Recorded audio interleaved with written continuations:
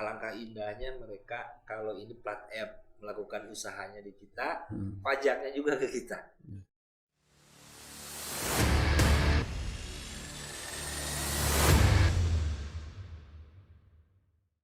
Assalamualaikum warahmatullahi wabarakatuh. Hai sahabat Radar Sukabumi, kembali lagi di Murah Bicara Podcast Radar Sukabumi bersama saya Fauzi Ahmad.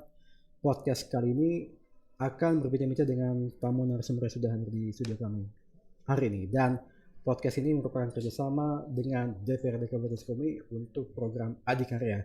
Dan saya di depan saya sudah ada anggota DPRD Kabupaten Sukabumi, Bapak Denny Gunawan, Ketua Komisi 2 DPRD Kabupaten Sukabumi. Assalamualaikum Pak Denny. Waalaikumsalam. Sehat ya Pak ya? Sehat. Harus selalu sehat ini. Nih, apalagi di penghujung akhir tahun nih lumayan banyak nih kerjaan yang harus dituntaskan begitu ya Pak ya. Ini bicara masalah pekerjaan yang harus dituntaskan, Dewan ini sering melaksanakan yang namanya rapat paripurna ya Pak ya. Iya. Mungkin masyarakat ini belum begitu tahu apa sih gunanya rapat paripurna itu Pak. Jadi rapat paripurna itu rapat pengesahan. Ya, berbeda dengan rapat-rapat yang lain. Ya. Jadi kehadiran anggota pun sangat berpengaruh terhadap keputusan. Keputusan rapat paripurna ini kan disahkan jika anggota ini lebih dari 25 orang, 25 plus 1. Ya, itu istilahnya mencapai quorum ya. Ya, mencapai quorum. Kalau tidak bisa dilaksanakan. Sehingga dalam rapat paripurna itu dibutuhkan persetujuan dari praksi-praksi masing-masing partai. Nah, untuk itu selain kita melakukan rapat paripurna juga ada rapat-rapat komisi-komisi untuk melakukan tugas legislasi, yaitu merancang raperda, rancangan peraturan daerah yang diusulkan oleh dinas terkait atau inisiatif dari DPRD. Ya, jadi ada dua tugas legislasi itu, dua macam. Ya, melakukan rapat dan membahas rancangan perda yang diusulkan atau inisiatif. Bedanya apa tuh Pak, usulan dengan inisiatif? Bedanya kalau yang inisiatif kita yang mengusulkan. Inisiatif DPRD, ini ada yang kurang nih. Nah, kalau usulan dari dinas ya itu tadi, raperda itu kita pelajari, kita bahas, kita sahkan. Gitu. Di Komisi 2 itu beberapa fokusnya kan salah ada infrastruktur ya. Lalu masalah lingkungan hidup dan pertahanan tata ruang ya. Berarti setiap tahunnya dinas atau mitra-mitra dinas yang berbeda dengan Komisi 2 itu selalu mengusulkan ini Pak. Jadi begini, boleh saya jelaskan, dinas-dinas selalu mengusulkan evaluasi perda. Evaluasi ya? Ya. Apakah diperlukan lagi pasal ini, sehingga mungkin ada yang memberatkan masyarakat, ada yang tidak. Kita melakukan kajian bersama pemerintah daerah lewat dinas terkait. Jadi selalu setiap tahun itu ada rancangan perda yang harus kita bahas. Ya, termasuk di Komisi 2 ya, yang terkait di Komisi 2 kita pernah merancang peraturan daerah tentang raperda tentang inovasi daerah. Yaitu untuk membantu Bapeda kalau dulu ya, sekarang Bapelitbangda. Untuk merancang rencana pembangunan daerah Kabupaten Sukabumi jangka panjang. Oh, ini berarti dengan RPJMD itu? Harus disesuaikan dengan itu. Sehingga Bapelitbangda itu punya inovasi yang bagus untuk Kabupaten Sukabumi. Dan kami dorong itu. Didukung ya? Ya, sehingga jangan sampai monoton. Rencana pembangunan itu aja. Misalkan pariwisatanya apa sih? Industrinya apa sih supaya PAD-nya meningkat? Ya kan? Yang disesuaikan dengan tata ruang. Terus apalagi lah. Jadi sehingga lebih luas lagi. Yang namanya inovasi ya.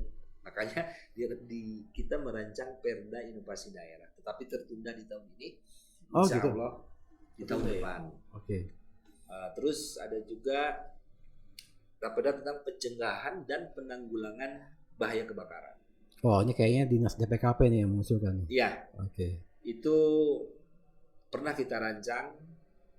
Insya Allah mungkin kita lanjut di tahun 2024. Ini perlu juga supaya apa?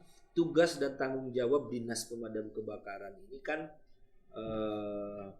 tidak serta-merta hanya menanggulangi kebakaran. Penting nih, penting. Ya kan? Iya. Sekarang itu bertambah fungsi. Iya. Membantu masyarakat bila ada apa?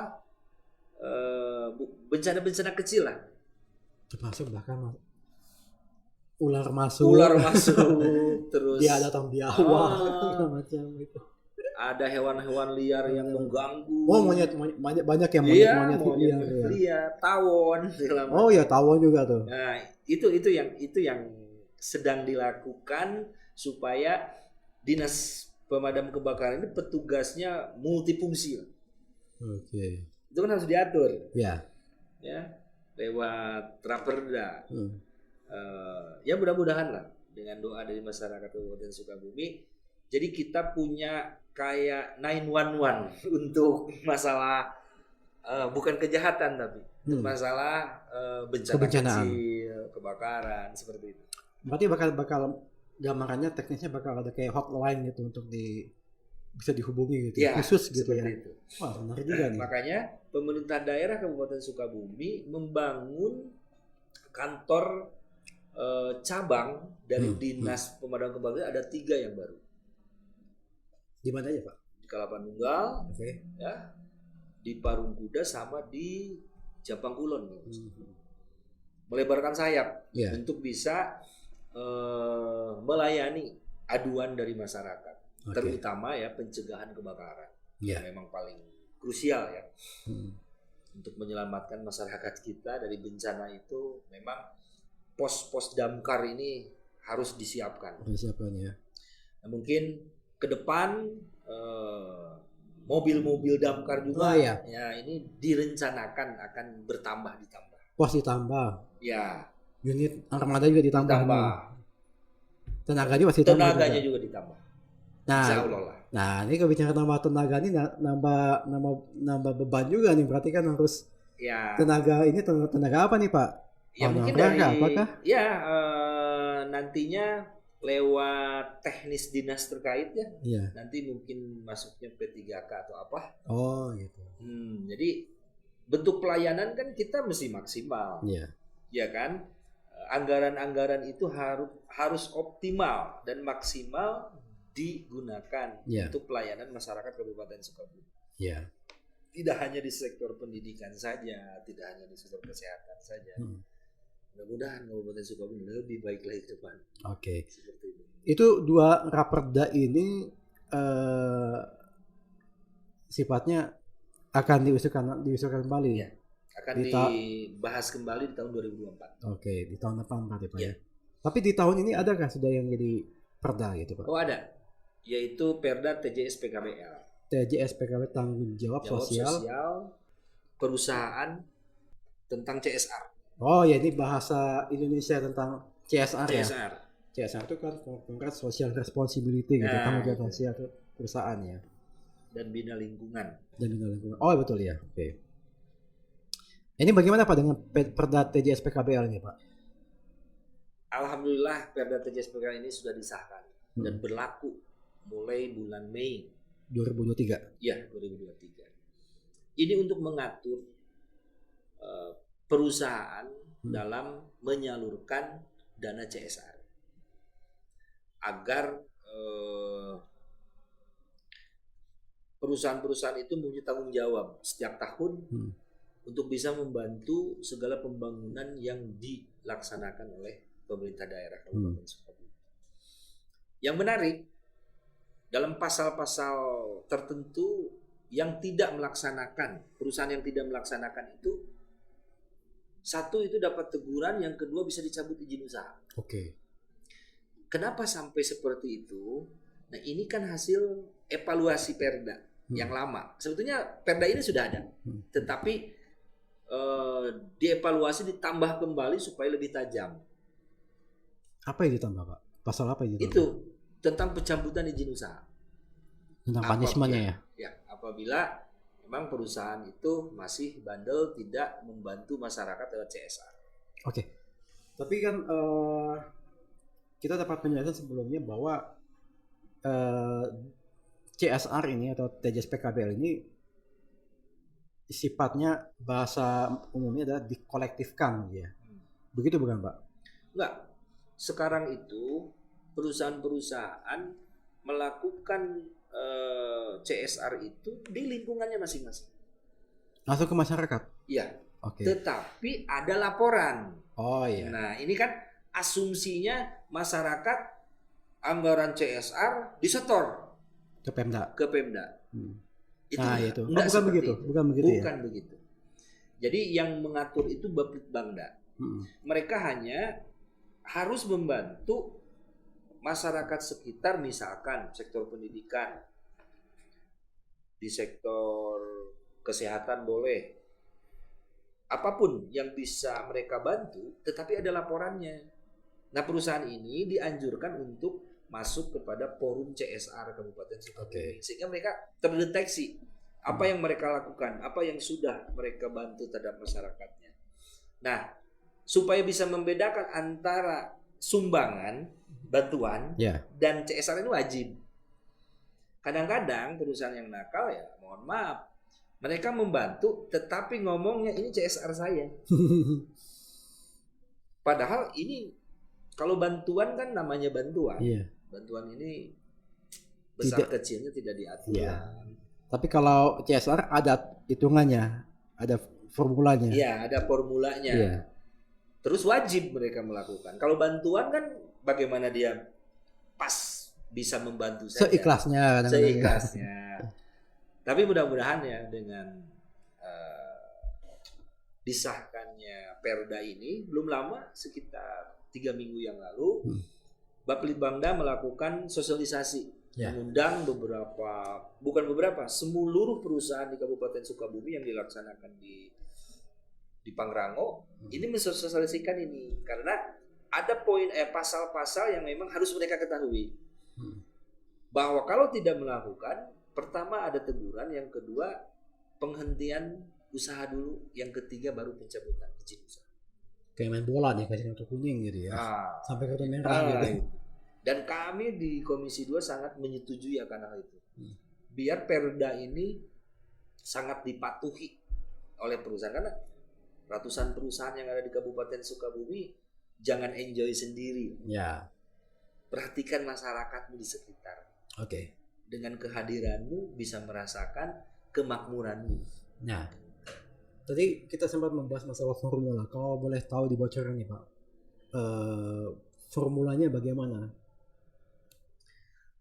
Jadi formulanya kalau besarannya kita tidak tentukan, karena membahayakan stabilitas tentang kesanggupan perusahaan itu. Tetapi dari setiap tahun, dari 1 tahun itu 6 bulan mereka harus melaporkan ke forum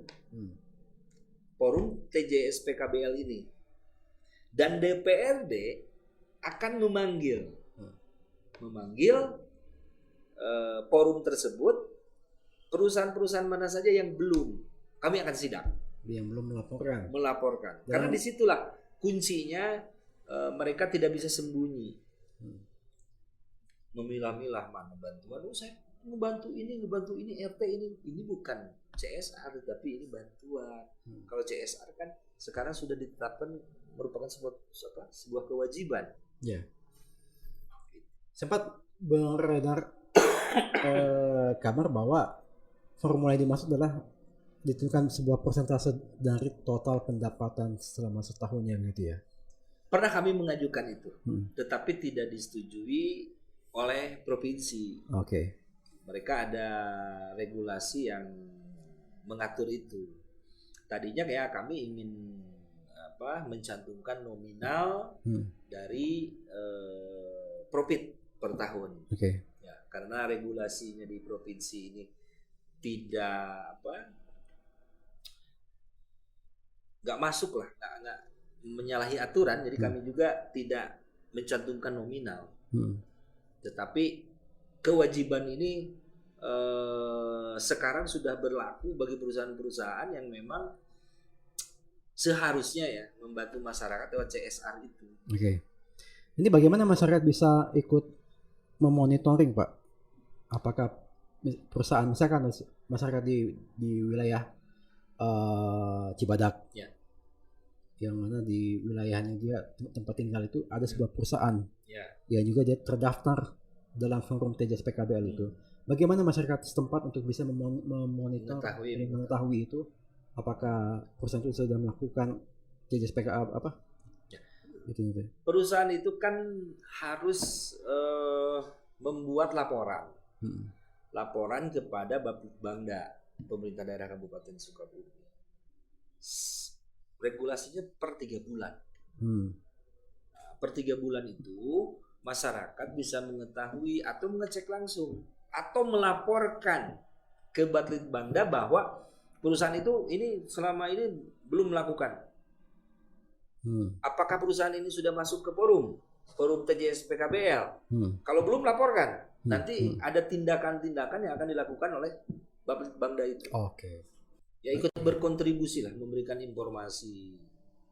Ya kalau memang perusahaan itu belum melakukan bantuan CSR-nya, tolong kasih tahu kami akan sidang. Kalau masyarakat ingin meminta, dia kan masyarakat tahu, oh ada perda ini ada. Ya. Mungkin masyarakat mencoba untuk menafsirkan atau menerjemahkan bahwa, oh kita butuh ini nih. Itu salurannya kemana, Pak? Apakah bisa masyarakat meminta kepada perusahaan tersebut? Kalau yang lebih bagus itu memang perusahaan melakukan komunikasi juga dengan pemerintah desa setempat. Oh gitu. Itu harus ada lampiran bahwa mereka sudah melaporkan ke Bapitbangda, dilaporkan kembali. Kalau memang sudah mereka lakukan di desanya, pasti desa tersebut kan mengetahui. Nah, masyarakat boleh mengecek ke desa atau ke Bapitbangda. Jadi alur birokrasinya dari desa ke kecamatan ke Bapitbangda. Gitu. Oke. Selain TJS PKBL, ada lagi perda yang dihasilkan di tahun ini, Pak? 2023. Ada. Cuma di tahun ini waktunya tidak terkejar. Ya. Ada perda tentang penyelenggaraan perhubungan. Nah, itu apa aja, Pak? Jadi Kabupaten Sukabumi kan punya jalan nasional yang sering macet. Ya kan? Masalah kita itu. Itu masalah yang sangat besar. Atau jalan yang rusak ya? Ya, dalam penyelenggaraan perhubungan itu kan kedisiplinan berkendara juga harus diperhatikan.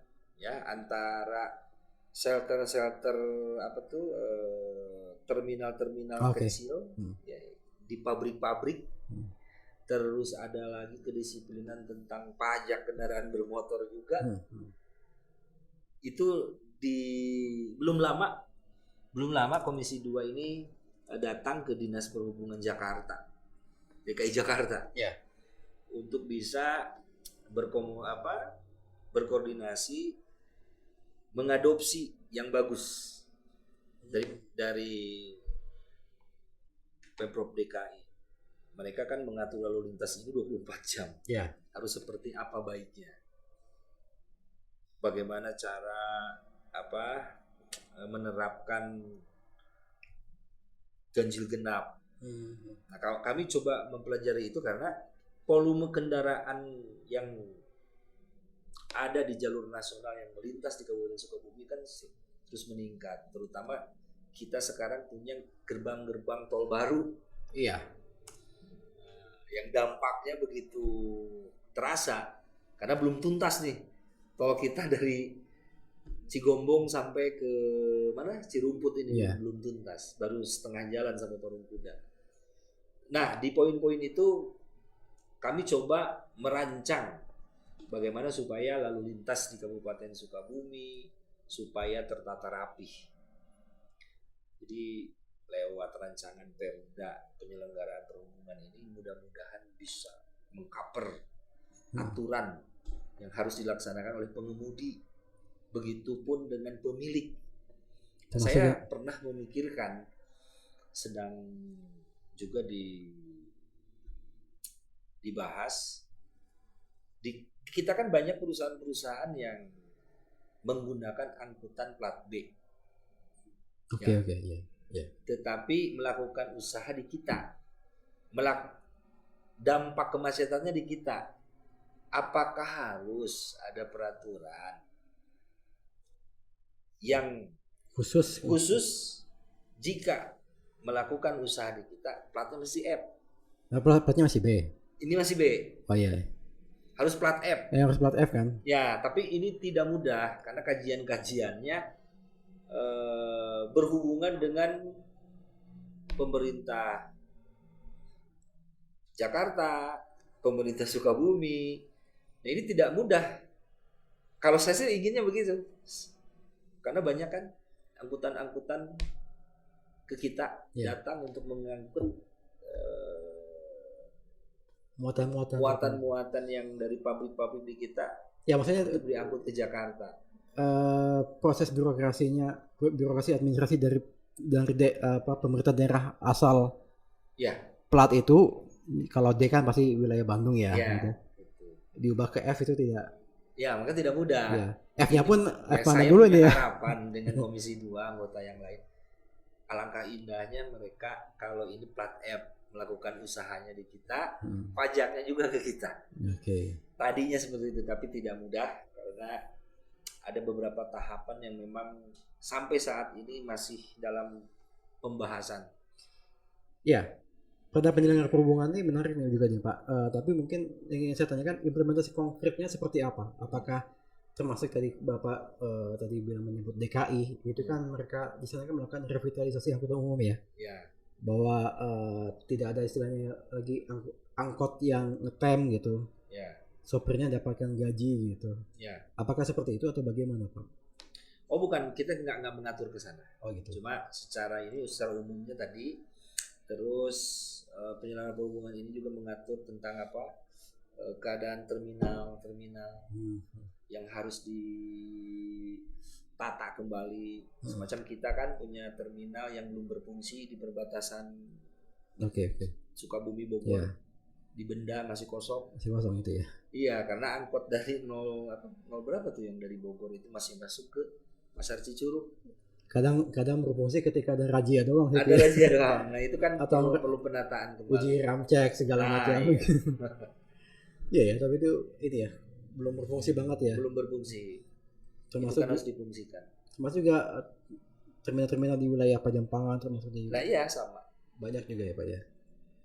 Oke Pak, dengan ini saya mencatat berarti ada di Komisi 2 ini telah dan masih akan melaksanakan total 4 perda, 2 perda dan 2 raperda ini. Dengan apa yang telah dilakukan di Komisi 2, apa yang Pak Denny ingin sampaikan kepada masyarakat Sukabumi? Ya, kalau yang ingin saya sampaikan kepada masyarakat Sukabumi, aturan itu dibuat untuk dipatuhi. Nah, mudah-mudahan lahirnya perda-perda baru tidak juga menjadi beban kepada masyarakat. Yang terpenting kita mempunyai kesadaran masing-masing untuk mematuhi segala perda yang telah dibuat. Insya Allah semua yang diatur itu akan indah, tidak semrawut. Ini untuk kemajuan Kabupaten Sukabumi yang lebih baik lagi. Terima kasih. Sama-sama. Ya, luar biasa sekali ya penyampaian Pak Denny Gunawan selaku Ketua Komisi 2 DPRD Kabupaten Sukabumi tentang produk yang telah dia lakukan. Jadi kalau di Dewan itu tadi disebutkan bahwa produknya adalah tentang perda dan yang mana itu ada perda usulan, ada perda inisiatif kayak gitu. Dan ini perda-perda tadi disampaikan memang menarik sekali ya, dan itu sangat penting untuk masyarakat Sukabumi gitu. Dan itu juga seperti kayak menjawab permasalahan-permasalahan yang ada di Sukabumi, termasuk kayak kemacetan gitu ya Pak. Baik, sahabat Cerdas Sukabumi, terima kasih sudah menyaksikan Ruang Bicara Podcast Cerdas Sukabumi bersama dengan DPRD Kabupaten Sukabumi dengan program Adikarya. Tetap saksikan di media sosial kami dan wassalamualaikum.